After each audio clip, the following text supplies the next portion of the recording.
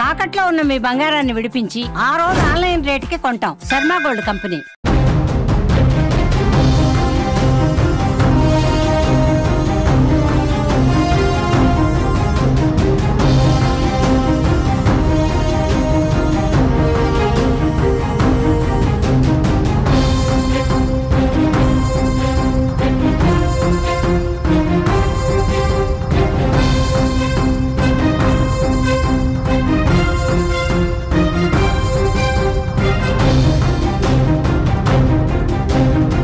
ప్రజల్ని గాలికి వదిలేసిన పాకిస్తాన్ ఉగ్రవాదులను కాపాడటం మొదలుపెట్టింది. ఏ క్షణమైన యుద్ధం వస్తే ఉగ్రవాదులు అడ్డంగా దొరికిపోతే ప్రపంచ దేశాల ముందు దోషిగా నిలబడాల్సి వస్తుందని పాకిస్తాన్ ఉగ్రవాదులను సేవ్ చేసే పని చేస్తోంది. ఇటు ఉగ్రవాద స్థావరాల్ని భారత్ సరిహద్దు చుట్టూ ఉన్న దాదాపు 42 ఉగ్రవాద స్థావరాల్ని అంటే లాంచ్ ప్యాడ్స్ నుంచి ఉగ్రవాదుల్ని పాకిస్తాన్ లోపలికి తీసుకెళ్తున్నారు. అది కూడా ఆర్మీ యుద్ధ ట్యాంకులో వాళ్ళని తీసుకెళ్తున్నట్టుగా ఇంటెలిజెన్స్ భారతీయ ఇంటెలిజెన్స్ సమాచారం అందిస్తోంది. ఇప్పటికే కరాచీ నుంచి ఈ ఆపరేషన్ కొనసాగిస్తున్నట్టుగా తెలుస్తోంది. భారత సరిహద్దు చుట్టూ ఉన్న ఖేల్, పార్దీ, దుద్నియల్, ఆత్ముఖం, జురా, లిఫా, పచ్చిమన్, కహూటా, కోట్లా, కయూరట్టన్, మంధార్, నిఖైల్, చమన్కోట్, జన్కోట్ ఏరియాల నుంచి అనేక మంది ఉగ్రవాదుల్ని దాదాపు 200 మంది ఉగ్రవాదుల్ని ఇక్కడి నుంచి తరలించినట్టుగా తెలుస్తోంది. అంతేకాదు లష్కరే తోయిబా అధినేత హఫీజ్ సయీద్ను కూడా ఐఎస్ఐ యొక్క సేఫెస్ట్ ప్లేస్లో దాచిపెట్టడం తెలుస్తుంది. ఇదిలా ఉంటే పాకిస్తాన్ కేవలం భారతదేశంలో విధ్వంసం సృష్టిస్తున్న వారికి మాత్రమే కాపాడుతుంది, కానీ ప్రజల్ని మాత్రం గాలి కొదిలేసింది. ప్రజలు సింధు ఏరియాలో ఎప్పుడైతే సింధు జలాల్ని నిలిపివేస్తామని భారత్ ప్రకటించిందో అప్పుడే పాకిస్తాన్లో ఆందోళనలు కూడా మొదలయ్యాయి. ఇప్పటికే తీవ్రమైన ఆర్థిక సమస్యల్లో ఉన్నారు పాకిస్తాన్ జనం.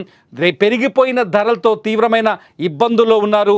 సింధు జలాలు ఆగిపోతే పాకిస్తాన్లో కరువు విలయ తాండవం చేస్తున్నట్టు అక్కడి ప్రజలు ఆందోళన చెందుతారు. ఇప్పుడు మీరు విజువల్స్లో చూస్తున్నారు, no water no peace, no water no peace. Water లేకపోతే అక్కడ శాంతి ఉండదు, దయచేసి మాకు నీళ్ళు ఇవ్వండి అంటూ అక్కడి ప్రజలు ఆందోళన చేస్తున్న ఒక ఇమేజ్ మనకు కనిపిస్తుంది. ఇది రాయిటర్స్ రిపోర్ట్ చేస్తున్న వీడియో. రాయిటర్స్ ఎప్పుడైతే భారత్ సింధు జలాలపై ఆంక్షలు విధించిందో, సింధు జలాల ఒప్పందాన్ని రద్దు చేసిందో అప్పటి నుంచి అక్కడ సింధు రాష్ట్రం పాకిస్తాన్ అంటే భారత సరిహద్దుకు దగ్గరగా ఉన్న పంజాబ్, సింధు రాష్ట్రాల్లో రాయిటర్స్ అనే వార్తా సంస్థ అక్కడి నుంచి రిపోర్ట్ చేస్తుంది. అక్కడి రైతులు తీవ్రమైన ఆందోళనలో ఉన్నారని, కన్నీళ్లు పెట్టుకుంటున్నారని చెప్తుంది. అంతేకాదు పాకిస్తాన్లో జరుగుతున్న ఆందోళనలను, నిరసనలను కూడా వీడియోల రూపంలో రాయిటర్స్ బయట పెడుతుంది. పాకిస్తాన్లో తీవ్రమైన ఆందోళన జరుగుతున్నాయి, దయచేసి ఈ రెచ్చగొట్టే విధానాన్ని మానుకోండి అంటూ అక్కడి ప్రభుత్వాన్ని, పాకిస్తాన్ ప్రభుత్వాన్ని హెచ్చరిస్తున్నారు. వీళ్ళంతా ప్రజలు కేవలం సింధు జలాలు ఆగిపోతాయన్న భయంతో వీళ్ళంతా ఆందోళన ఉన్నారు. చాలా చోట్ల పాకిస్తాన్లో చాలా చోట్ల ప్రజల ఆందోళనల్ని చెదరగొట్టడానికి, ప్రజల తిరుగుబాటుని ఆపడానికి సైనిక చర్యను చేపట్టారు. పోలీసులు విచక్షణ రహితంగా అక్కడి ప్రజల్ని కొడుతున్నారు. ఇప్పటికే సింధు జలాల విషయంలో సింధు రాష్ట్రానికి పంజాబ్ రాష్ట్రానికి మధ్య తీవ్రమైన ఉద్రిక్తతలు ఉన్నాయి. పంజాబ్లో దాదాపు 3 కోట్ల ఎకరాలకు సింధు జలాలు అందుతున్నాయి. సింధు రాష్ట్రానికైతే కేవలం 80 లక్షల ఎకరాల్లో మాత్రమే జలాలు అందుతున్నాయి. దీంతో సింధు ప్రజలు పంజాబ్పై యుద్ధం చేస్తున్నారు. అక్కడే పాకిస్తాన్ పంజాబ్పై యుద్ధం చేస్తున్నారు. పంజాబ్లో నీటిని ఆపుతున్నారని, సింధు జలాలను ఆపేస్తున్నారని యుద్ధం చేస్తున్నారు. ఒకవేళ భారత్ ఇప్పుడు సింధు జలాల్ని పూర్తి స్థాయిలో కట్టడి చేస్తే, ఒప్పందాన్ని రద్దు చేసిన తర్వాత ఇక్కడ భారత్ ప్రాజెక్టులని పెంచే అవకాశం కనిపిస్తుంది, సింధు జలాల్ని ఆపే అవకాశం కనిపిస్తుంది. సింధులో కలిసే ఉపనదుల నీళ్లను కూడా అడ్డుకునే అవకాశాలు స్పష్టంగా ఉన్నాయి. ఈ నేపథ్యంలో ఒకవేళ సింధు జలాలు ఆగిపోతే 80% పాకిస్తాన్ ఎడారిలా మారిపోతుంది. మేము ఆకలి చావులు చస్తామంటూ అక్కడి ప్రజలు తీవ్రమైన ఆవేదనతో ఉన్నారు. ఉద్రిక్తతలను తగ్గించాలి, సింధు జలాల్ని తిరిగి భారత్ను ఒప్పించి సింధు జలాన్ని పాకిస్తాన్కు వచ్చేలా, శాశ్వతంగా వచ్చేలా చర్యలు తీసుకోవాలంటూ పాకిస్తాన్ ప్రజలు ప్రపంచాన్ని వేడుకుంటున్నారు. పాకిస్తాన్ ప్రభుత్వం మాత్రం సింధు జలాల విషయంలో చాలా ఉద్రిక్తంగా మాట్లాడుతుంది, వివాదాన్ని రెచ్చగొట్టే విధంగా మాట్లాడుతుంది. పాకిస్తాన్ ప్రభుత్వం చాలా స్పష్టంగా పాకిస్తాన్ విదేశాంగ శాఖ మంత్రి కావచ్చు, ఉప ప్రధానులు కావచ్చు, ప్రధాని కావచ్చు, సింధు జలాన్ని ఆపితే భారత్తో యుద్ధం మొదలైనట్టే అని ప్రకటిస్తున్నారు. అంతేకాదు భారత్ మీద దాడి చేసేందుకు 130 అణుబాంబులను సిద్ధం చేశామంటూ పాకిస్తాన్ మంత్రులు మాట్లాడుతున్నారు. అక్కడి ప్రజాభిప్రాయానికి వ్యతిరేకంగా పూర్తిగా పాక్ ప్రభుత్వం ప్రవర్తిస్తున్నట్టుగా అర్థమవుతుంది. ఇప్పటికే తీవ్రమైన ఆర్థిక ఇబ్బందుల్లో, ఆర్థిక మాంద్యంలో కూరుకుపోయింది పాకిస్తాన్. అక్కడ పాలు కొనాలి అంటే కనీసం 300 పాకిస్తానీ రూపాయలు ఖర్చు చేయాలి ఒక లీటర్ పాల కోసం. అక్కడ పిల్లలకు ఫుడ్ కూడా ఇవ్వలేని, పసిపిల్లలకు పౌష్టికాహారాన్ని కూడా ఇవ్వలేని స్థితిలో ఉంది పాకిస్తాన్. అత్యధిక ధరలతో తల్లడిల్లిపోతున్నారు పాకిస్తాన్ ప్రజలు. పాకిస్తాన్ ప్రజల ఆకలి కేకల్ని వదిలేసిన పాకిస్తాన్ ప్రభుత్వం కేవలం భారత్ పైన ఎలా పగ తీర్చుకోవాలి, ఉగ్రవాదాన్ని ఎలా రెచ్చగొట్టాలి, సరిహద్దుల్లో రక్తపాతాన్ని ఎలా పారించాలని ఒకే ఒక ఉద్దేశంతో ముందుకెళ్తుంది. ఈ ఉద్దేశం వల్లనే పాకిస్తాన్ ఇవాళ ప్రజల అభిప్రాయాన్ని వదిలేసి, ప్రజల ఆందోళనల్ని వదిలేసి, ప్రజల నిరసనల్ని వదిలేసి కేవలం ఉగ్రవాదుల్ని కాపాడే చర్యలు చేపట్టింది. సరిహద్దుల్లో సైనికుల్ని మోహరిస్తున్నామనే వంకతో సైనికుల దగ్గరున్న అర్రకొర్ర యుద్ధ ట్యాంకుల్లో ఉగ్రవాదుల్ని సేఫెస్ట్ ప్రాంతాలకు తరలిస్తుంది. పీఓకేలో ఇప్పటి వరకు ఉగ్రవాద శిక్షణ కార్యక్రమాలు ఇచ్చిన పాకిస్తాన్ దాదాపు 42 లాంచ్ ప్యాడ్లని ఉగ్రవాదుల కోసం అరేంజ్ చేసింది. ఆ 42 లాంచ్ ప్యాడ్ల నుంచి సుశిక్షితులైన ఉగ్రవాదుల్ని ఇంకా పాకిస్తాన్ లోపలికి తరలిస్తున్నట్టుగా భారత ఇంటెలిజెన్స్ నిఘా వర్గాలు బయటకు తెలియజేస్తున్నాయి. ఇదంతా చూస్తుంటే కేవలం పాకిస్తాన్ ఉగ్రవాదం కోసం తమ దేశాన్ని సర్వనాశనం చేస్తున్నట్టుగా స్పష్టంగా అర్థమవుతోంది. రాయిటర్స్ సంస్థ ప్రతినిధులు పాకిస్తాన్లోని సింధు, పంజాబ్ రాష్ట్రాల్లో పర్యటిస్తున్నప్పుడు ఒక్క రైతు కూడా పాక్ చర్యల్ని సమర్థించటం లేదు. ఒక్క పాకిస్తాన్ రైతు కూడా యుద్ధం కావాలని కోరుకోవట్లేదు. పాకిస్తాన్ ప్రజలు చాలా స్పష్టంగా చెప్తున్నారు, పాకిస్తాన్లో ఉగ్రవాదాన్ని కాదు పెంచి పోషించాల్సింది, ఆర్థిక వ్యవస్థని పెంచి పోషించాలి అంటున్నారు. సింధు నదీ జలాలకు ఎటువంటి ఆటంకం లేకుండా పాకిస్తాన్లో పారే విధంగా చర్యలు తీసుకోవాలనుకుంటున్నారు.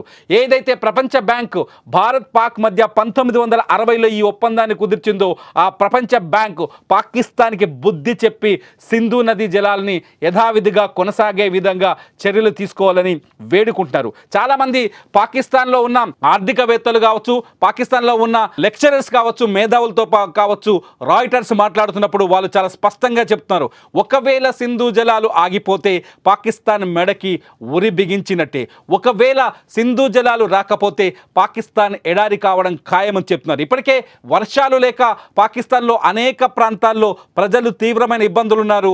వర్షాలు రాక అనేక రైతులు తీవ్రమైన కష్టాల్లో ఉన్నారు. పాకిస్తాన్ జీడిపిలో దాదాపు 20% వాటా వ్యవసాయానిదే. అక్కడ పండే గోధుమ, చెరుకు, పత్తి విదేశాలకు ఎక్స్పోర్ట్ చేసే క్వాలిటీతో ఉంటుంది.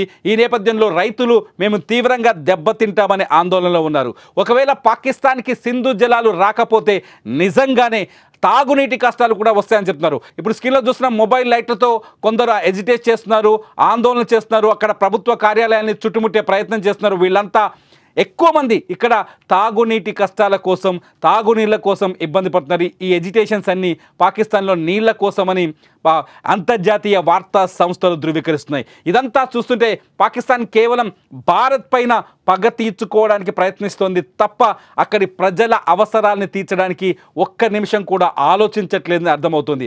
ఉగ్రవాదుని తరలించడంతోనే పాకిస్తాన్ కుయుక్తి, కుట్ర బుద్ధి, పాకిస్తాన్ పాలకుల ఆలోచన విధానం ఏ విధంగా ఉందో అర్థమవుతుంది. ఇటు టర్కీ, చైనా వంటి దేశాలు తమ వెనక ఉన్నాయనే ఉద్దేశంతో పాకిస్తాన్ ప్రభుత్వం భారత్లో ఉద్రిక్తతల్ని రెచ్చగొట్టే విధంగా రక్తపాతాన్ని పారించేందుకు కుట్రలు చేస్తూనే ఉంది. ఇప్పుడు యుద్ధ వాతావరణం ఉన్నప్పటికీ కూడా ఎటువంటి వెనకడుగు లేకుండా, శాంతి మంత్రం జరిపించకుండా పాకిస్తాన్ కేవలం ఉద్రిక్తతల వైపే నిర్ణయం తీసుకుంటోంది. ఒకసారి చూద్దాం.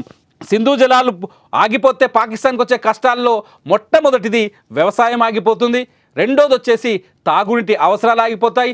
మూడోది వచ్చేసి విద్యుత్ సరఫరా ఆగిపోతుంది. సింధు నదిలో కలిసే ఉపనదులపైన అనేక జల విద్యుత్ ప్లాంట్లు ప్రాజెక్టులు ఉన్నాయి. ఆ జల విద్యుత్ ప్రాజెక్టులన్నీ నిలిచిపోయే ప్రమాదం ఉంది. ఇప్పటికే కశ్మీర్ భారత్ వ్యూహాత్మకమైన అడుగు వేసింది. యుద్ధాన్ని ప్రకటించలేదు, కానీ భారత్ సింధు జలాన్ని ఆపేసింది, సింధు జలాల ఒప్పందాన్ని రద్దు చేసింది. ఇది యుద్ధం కంటే భీకరమైన శిక్ష పాకిస్తాన్కి. ఒకవేళ యుద్ధం చేస్తే పాకిస్తాన్లో రక్తపాతం జరగవచ్చు, యుద్ధం చేస్తే పాకిస్తాన్ నాశనం కావచ్చు, కానీ అంతకంటే ప్రమాదకరమైన చర్య అక్కడి ప్రజల జీవన భృతిని కోల్పోతారు. అక్కడ ప్రజలు ఆకలితో అలమటిస్తారు సింధు జలాలు ఆగిపోతే. అందుకే వ్యూహాత్మకంగానే భారత్ ఈ చర్యలు తీసుకున్నట్టుగా తెలుస్తోంది. సింధు జలాన్ని నిలిపిజేయటం వల్ల పాకిస్తాన్కు కొంతలో కొంతైన బుద్ధొస్తుందని, కనీసం భారత్ని వేడుకుంటుందని. కానీ భారత్ చాలా స్పష్టంగా ఉంది. సీమాంతర ఉగ్రవాదం పైన పాకిస్తాన్ ఒక స్పష్టమైన వైఖరిని ప్రకటించే వరకు సింధు జలాల విషయంలో ఎటువంటి నిర్ణయం తీసుకోదు అంటూ కొందరు విశ్లేషకులు చెబుతున్నారు. ఇటు డిఫెన్స్ విశ్లేషకులు మాత్రం ఏ క్షణమైనా భారత్ పాకిస్తాన్ మధ్య యుద్ధం రావచ్చు అని చెప్తున్నారు. ఇదంతా చూస్తుంటే ఈ ఉద్రిక్త పహల్గామ్ ఉద్రిక్త పరిస్థితి ఏదైనా కీలక అడుగుకు ఇన్ని సంవత్సరాలుగా కొనసాగుతున్న భారత్ పాక్ ఉద్రిక్తతలకు లేకపోతే పగా ప్రతీకారాల మధ్య ఒక కీలక నిర్ణయం తీసుకునే విధంగా అడుగులు వేయించొచ్చనే ఒక చర్చ కూడా ఇప్పుడు ప్రపంచవ్యాప్తంగా నడుస్తుంది. ఏదేమైనా మొత్తానికి పాకిస్తాన్ ప్రజల మనోగతానికి వ్యతిరేకంగా పాకిస్తాన్ ప్రభుత్వం నడుచుకుంటోంది. అక్కడి ప్రజలు శాంతి కావాలంటున్నారు, అక్కడి ప్రజలు నీళ్లు కావాలంటున్నారు, అక్కడి ప్రజలు సింధు జలాలకు ఆటంకం వద్దంటున్నారు. పాకిస్తాన్ ప్రభుత్వం మాత్రం, పాలకులు మాత్రం భారత్పై యుద్ధం చేస్తామంటున్నారు, అణుబాంబులు వేస్తామంటున్నారు. ఉగ్రవాదుల్ని భారత్ పాకిస్తాన్ బార్డర్ చుట్టూన్న ఉగ్రవాదుల్ని ఇతర ప్రాంతాలకు, సురక్షిత ప్రాంతాలకు తరలిస్తున్నారు. ఈ తరలింపు వెనుక ఒక 2 వ్యూహాలు కనిపిస్తున్నాయి పాకిస్తాన్వి. మొట్టమొదటిది, ఉగ్రవాదం తమ దగ్గరుందని ప్రపంచం ముందు దోషిగా నిలబడాల్సి వస్తుందనేది ఒక ఉద్దేశం అయితే, రెండోది వచ్చేసి ఉగ్రవాదుల్ని కాపాడుకోకపోతే భారత్ పైన పగ తీర్చుకోలేమనేది రెండో ఉద్దేశంగా తెలుస్తుంది. ఏది ఏమైనా భారత్ పాకిస్తాన్ మధ్య చెలరేగుతున్న ఈ ఉద్రిక్తతల నేపథ్యంలో పాకిస్తాన్ని ప్రజల్ని గాలికి వదిలేయటం, ఉగ్రవాదుని కాపాడుకోవడం అనేది ఇప్పుడు ప్రపంచం కళ్ళ ముందు కనిపిస్తోంది.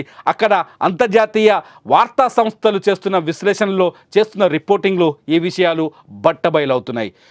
ఈ పాకిస్తాన్ తీరు పైన మీరేమనుకుంటున్నారు? పాకిస్తాన్ ప్రజలు కోరుకున్నట్టుగా అక్కడ శాంతి కావాలా, లేదంటే యుద్ధం కావాలా?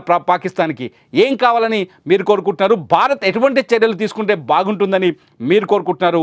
ఈ వీడియో కింద కామెంట్ చేయండి. చూస్తూనే ఉండండి సుమన్ టీవీ.